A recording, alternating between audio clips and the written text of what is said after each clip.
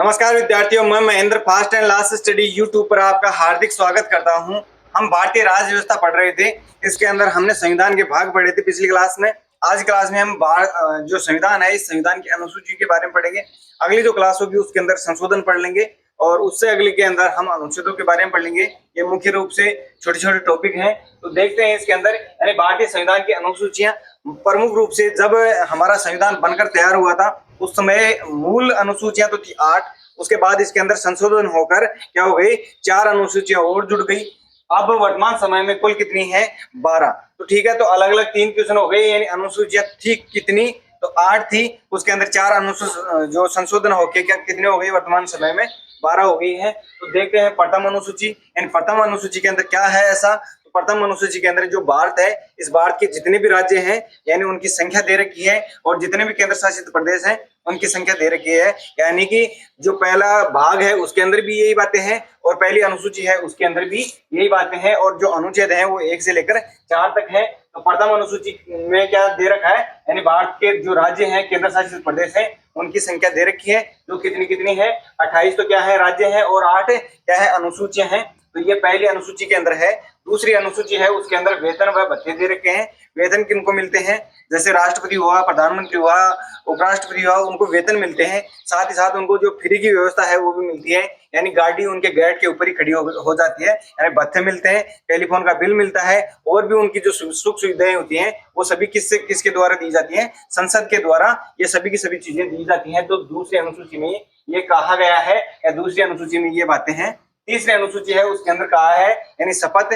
तीसरी अनुसूची में क्या है, शपथ। यानी तीसरी अनुसूची यानी 3 अक्षर हैं तीसरी, ठीक है। और इसके अंदर क्या है, शपथ, यानी शपथ में भी 3 अक्षर हैं, तो इसको याद रख सकते हैं। यानी शपथ का जो प्रावधान किया गया है कौन सी अनुसूची में है, तो तीसरी अनुसूची में है। उसमें क्या कहा है, यानी राष्ट्रपति हुआ, उपराष्ट्रपति हुआ, प्रधानमंत्री हुआ, मुख्य न्यायसभा के अध्यक्ष हुए, राज्यसभा के अध्यक्ष हुए, इन सभी की जो जितने भी क्या है शपथ लेते हैं, यानी ये तीसरे दिन लेने चले जाते हैं, ऐसा मानकर हम इसको क्या है याद कर सकते हैं। यानी तीसरे दिन ये सभी के सभी क्या करते हैं, शपथ लेने चले जाते हैं या शपथ समारोह में शामिल हो जाते हैं। उसके बाद अगली जो अनुसूची है, चौथी अनुसूची, उसके अंदर राज्यसभा के जो सदस्य चुनकर जाते हैं, यानी राज्यसभा के सदस्यों का कार्यकाल होता है 6 साल का।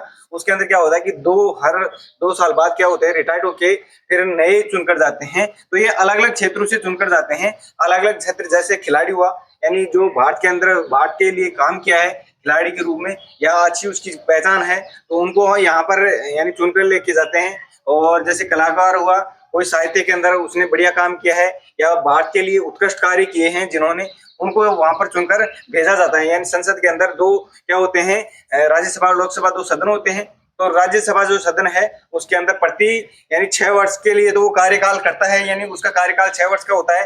लेकिन प्रत्येक 2 वर्ष बाद क्या होते हैं, नए नए सदस्य प्रत्येक राज्य से चुनकर जाते हैं। तो अलग अलग राज्यों से अलग अलग जितनी जो सीटों का बंटवारा है और वहां से चुनकर जाते हैं उन सदस्यों के बारे में कौन सी अनुसूची में है, तो चौथी अनुसूची में।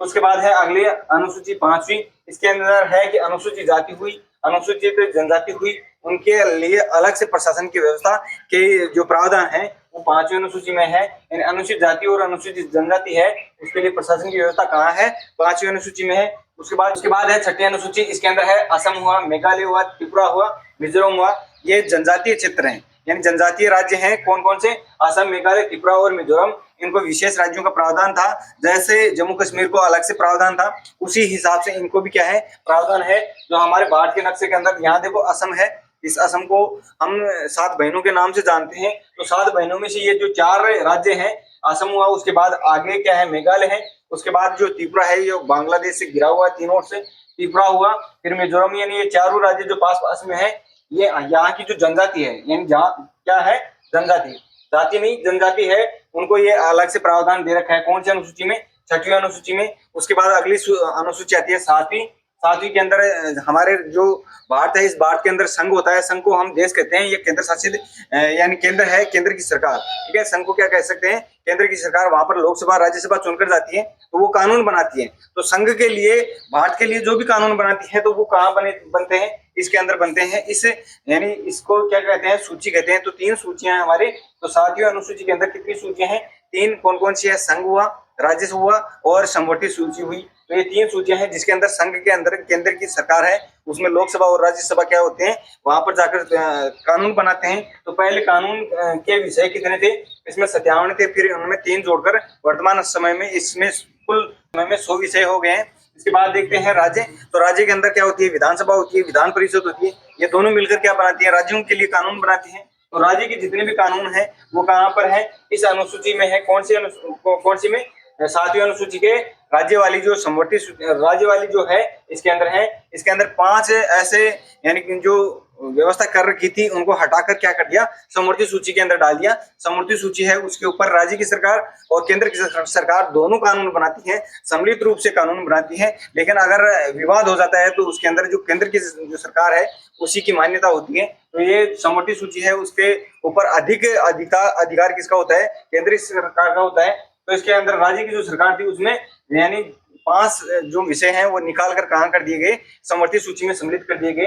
पहले समवर्ती सूची में 47 विषय हुआ करते थे, फिर ये जो 5 थे वो इस समवर्ती सूची में यानी ये 5 इसमें मिला दिए गए, इस नीचे वाली जो समवर्ती सूची में मिला दिए गए हैं। राज्य की सरकार और केंद्र की जो सरकार है वो दोनों मिलकर इन विषयों पर क्या करेगी, काम करेगी, कानून बनाएगी। तो 5 विषय कौन कौन से हैं, तो पहला है शिक्षा, यानी शिक्षा पर जो भी कानून बनेगा वो कौन बनाएगी, राज्य की सरकार भी बनाएगी और केंद्र की सरकार दोनों मिलकर बनाएंगी। जनसंख्या पर भी बनाएंगी, वन पर बनाएंगी, वन्य जीव पर बनाएंगी, महातोल होता है उसके ऊपर। तो ये 5 ऐसे विषय थे जिनको समवर्ती सूची में सम्मिलित कर दिया गया और 5 विषयों पर कौन कानून बनाएगी, यानी राज्य की सरकार और केंद्र सरकार दोनों बनाएंगी। कौन से अनुसूची में, 7वीं अनुसूची में। उसके बाद है अगले 8वीं अनुसूची। 8वीं अनुसूची में मूल जब संविधान बना था, मूल संविधान जब हमारा लागू हुआ था भारत के अंदर, उस समय 8वीं अनुसूची के अंदर कुल 14 भाषाएं थी। उसके बाद इसके अंदर एक भाषा जोड़ी गई हिंदी, जो 21वां संविधान संशोधन है उसके तहत जोड़ी गई थी 21वीं, जिसका नाम क्या था, सिंधी, यानी सिंधी भाषा जोड़ी गई थी। उसके बाद 3 भाषाएं और जोड़ी गई जिसे हम नमक के नाम से जान सकते हैं, यानी नमक के नाम से इसको याद कर सकते हैं। न यानी नेपाली, फिर मैं यानी मणिपुरी और क यानी कोंकणी। ठीक है, कोंकणी गोवा के तट वाली जो है वो है कोंकणी। ठीक है, तो ये 3 भाषाएं इसके अंदर बाद में जोड़ी गई, 16वीं, 17वीं और 18वीं। उसके बाद इसके अंदर ये 3 और 1 अलग अलग संविधान से जोड़ी है, 21वें और 71वें। तो 21 और 71 दोनों को जोड़कर हम अगला जो संख्या निकाले तो वो 52 आती है। तो 52 संविधान संशोधन से एक तो पहले सिंधी और 3 ये नमक वाली, तो 3 और 1 4, तो 4 फिर और जुड़ी। तो 4 जुड़ी कौन से संविधान संशोधन से, 52 संविधान संशोधन से। जिन जो कौन सी भाषाएं हैं, बोडो है, डोगरी है, मैथिली, संथाली। तो ये 4 भाषाएं थी। कुल मिलाकर अब वर्तमान समय में 22 भाषाएं हो गई है।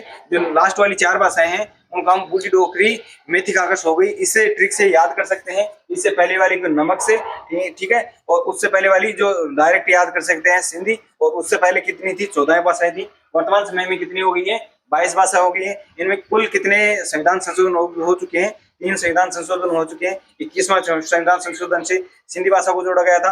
फिर 71वें संविधान संशोधन से 3 भाषाएं और जोड़ी गई थी। कौन कौन सी, नेपाली, मणिपुरी और कोंकणी। फिर 4 भाषाएं और जोड़ी गई थी।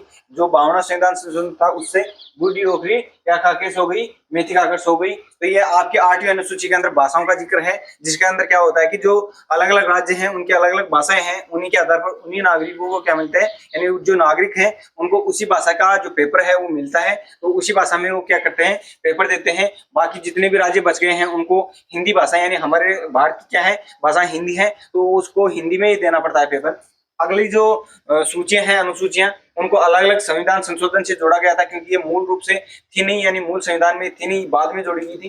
तो 9वीं अनुसूची है, पहला जो संशोधन हुआ था 1951 में, उसके तहत जोड़ी गई थी। भूमि सुधार से संबंधित है, यानी भूमि सुधार है उससे संबंधित जो भी मामले होते थे पहले ये न्यायालय के अंदर ले जाए नहीं जा सकते थे, पहले अपने स्तर पर ही सुधारे जाते थे। उसके बाद क्या हुआ था, इसमें जब संशोधन हुआ था उसमें, उसके बाद इसके अंदर न्यायालय के अंदर हम ले जा सकते हैं। भूमि के जितने भी विवाद होते हैं वो कहाँ है, न्यायालय के अंदर हम ले जा सकते हैं, ये इसकी विशेषता है। उसके बाद अगली अनुसूची है 10वीं अनुसूची को 52वें संविधान संशोधन है उसके तहत जोड़ा गया था, जो 1985 में हुआ था।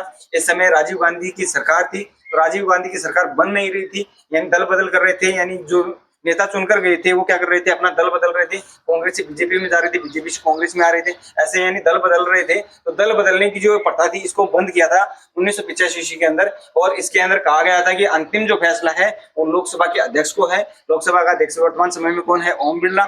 तो ओम बिरला को क्या दिया गया था, यानी ऐसे ही कोई भी हो उस समय उस समय का लोकसभा जो अध्यक्ष होता है वो मान्यता दे या न दे, वो उसकी मर्जी होती है, लेकिन अंतिम जो फैसला है वो सदन के अध्यक्ष के ऊपर छोड़ा गया है। तो दल बदल की जो नीति है वो अब भी चल रही है, वर्तमान में भी ये दल बदल करते रहते हैं लोग। तो दल बदल की जो नीति है, यानी दल बदल का जो कानून बना था और उसके लिए एक अनुसूची बनी थी, 10वीं अनुसूची। उसके बाद 11वीं अनुसूची बनी थी, 73वां संविधान संशोधन हुआ था 1952 के अंदर ये पारित हुआ।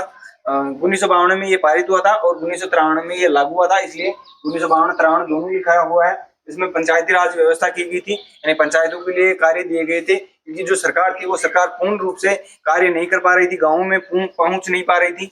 इसके लिए इन्होंने क्या किया, अलग से कार्य क्षेत्र बांटे और इसके अंदर 29 विषय हैं, वो इसके अंदर रखे गए। इन 29 विषय जो पंचायती राज है उनको दिए गए, जिसके अंदर सड़कें हुई और भी जो कार्य हुए तो वो करवा सकते हैं। तो ये इसके अंदर थी, यानी 11वीं अनुसूचित के अंदर तो 73वां संविधान संशोधन हुआ था, उसके तहत ये कार्य इनको सौंपे गए थे। उसके बाद अगला जो 74वां संविधान संशोधन होता है उसके अंदर क्या किया गया था, 12वीं अनुसूची थी उसको जोड़ा गया था। यानी वर्तमान समय में कुल कितनी अनुसूचियां हो गई, 12 अनुसूचियां हो गई।